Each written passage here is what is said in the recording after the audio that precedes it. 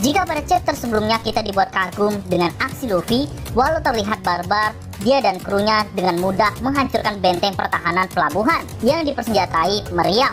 Tak hanya itu, di akhir chapter juga memperlihatkan kedatangan para Flying Six. Nah, kira-kira bagaimana keseruan One Piece chapter 978 kali ini? Tanpa berlama-lama lagi, mari kita bahas bersama-sama.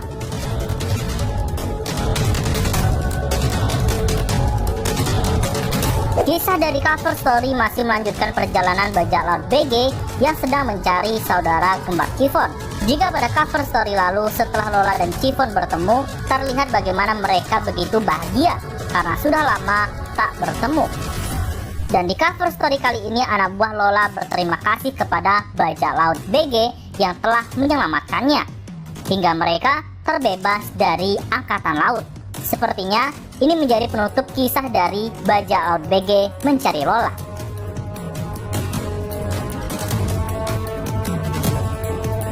Di awal cerita One Piece chapter 978 memperlihatkan Lau yang sudah mulai membawa kapalnya menuju ke belakang pulau Onigashima dengan melewati jalur bawah laut agar tetap aman dari pemantauan musuh. Ternyata tak semua Akazanen yang menjalankan misi khusus ini, dan terlihat yang berada dalam kapal Lau adalah Asura Doji, Kiku, Raizo, dan juga Kawamatsu. Lalu bagaimana dengan Denjiro dan juga Kinemon? Ternyata mereka berdua memimpin langsung seluruh pasukan yang berada di pintu depan.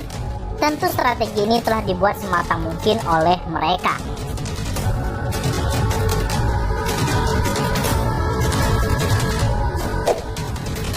Di sisi depan pintu masuk pelabuhan, para aliansi Kinemon dengan leluasannya masuk ke Onigashima tanpa ada penjagaan yang ketat di sana. Tentu hal ini disebabkan karena mereka sedang berpesta di istana Kaido, hingga pasukan yang menjaga di sana sangat sedikit. Itu pun mereka dalam keadaan mabuk. Tapi hal itu tidak membuat aliansi Kinemon lengah dan tetap waspada jika secara mendadak diserang. Nah, Luffy dan sebagian aliansi sangat terkejut melihat penampakan markas Kaido dari dekat yang begitu besarnya. Di saat itu pula, Usopp melihat jika ada penjaga yang menyadari keberadaan mereka. Dengan sigapnya, Usopp langsung menembakkan peluru yang berubah menjadi tanaman. Tanaman itu ternyata memiliki efek yang membuat korbannya tertidur pulas. Memang tindakan yang sangat cerdik dari seorang sniper bajak laut topi jerami. Nah, para pasukan aliansi Luffy yang merasa aman dari anak buah Kaido langsung memarkirkan kapalnya di pelabuhan. Tak banyak menunggu lagi, mereka semua yang ada di dek kapal langsung turun ke pelabuhan Onigashima. Nah, ada yang unik di sini. Semua kapal yang telah kosong langsung dihancurkan. Sontak kembali membuat Luffy beserta krunya terkejut. Kenapa kapal mereka dihancurkan semua? Bagaimana situasi yang tak terduga yang mengharuskan mereka melarikan diri? Disinilah jiwa seorang samurai Wano diperlihatkan. Menurut Kinemon, kapal-kapal ini harus ditenggelamkan. Selain untuk menghilangkan jejak, Kinemon beserta samurai lainnya bertekad jika mereka menang ataupun mati, maka mereka bisa bangga telah berperang melawan Kaido tanpa harus melarikan diri. Lalu, bagaimana dengan nasib kapal bajak laut topi jerami dan juga Kid? Hal ini sempat terpikir oleh Usopp tentang nasib kapal Sunny, namun Franky terlihat marah jika kapal Sunny harus dihancurkan. Jinbe memiliki inisiatif jika ia akan menyembunyikan kapalnya di tempat yang aman. Mungkin hal ini juga akan dilakukan oleh bajak laut Kid.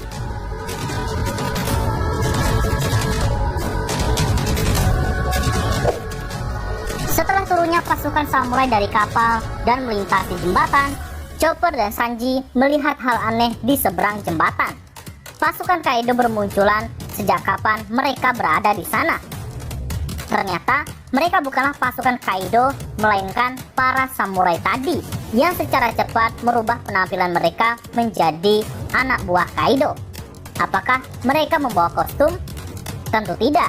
Ini adalah kemampuan unik dari seorang Kinemon.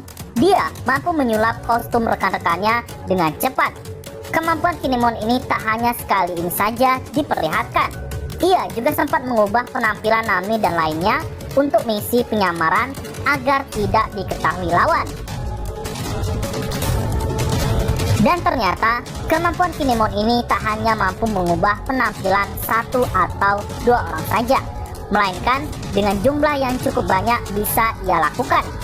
Bayangkan, pasukan aliansi yang jumlahnya ribuan mampu ia rubah penampilannya menjadi anak buah Kaido, termasuk Luffy beserta krunya dan juga Kid beserta krunya.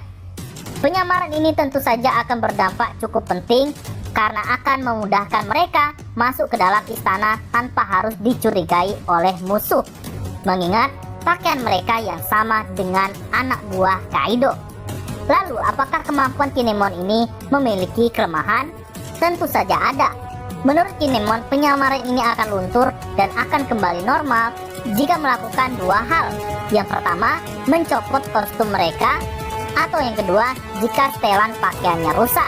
Oleh karena itu, sebisa mungkin hindari bentrok dengan pasukan lawan selama penyamaran, hingga mereka memang benar-benar berada di dalam istana Kaido.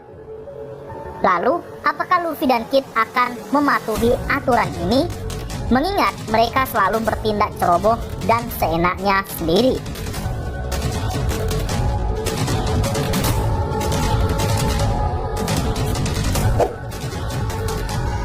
Walaupun acara pesta api masih berlangsung beberapa jam lagi sampai waktu malam tiba, namun Queen dan para anak buah lainnya terlihat begitu asik menari. Apo diperlihatkan sedang asik memainkan musik DJ. Nah, Queen mulai mengabsen satu persatu kelompok anak buah Kaido.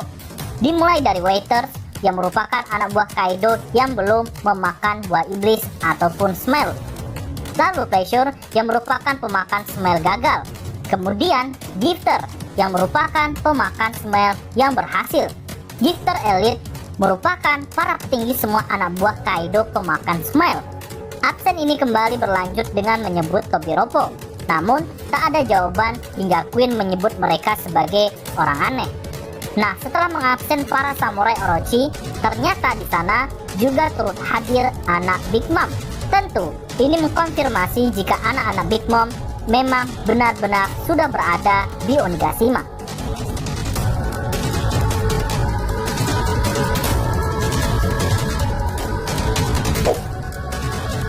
Di akhir One Piece chapter 978 mengungkap identitas para anggota Tobiropo atau Flying Six, mulai dari Sasaki, kemudian Disdek, Black Maria, Househo, Pex One, dan juga Uruti.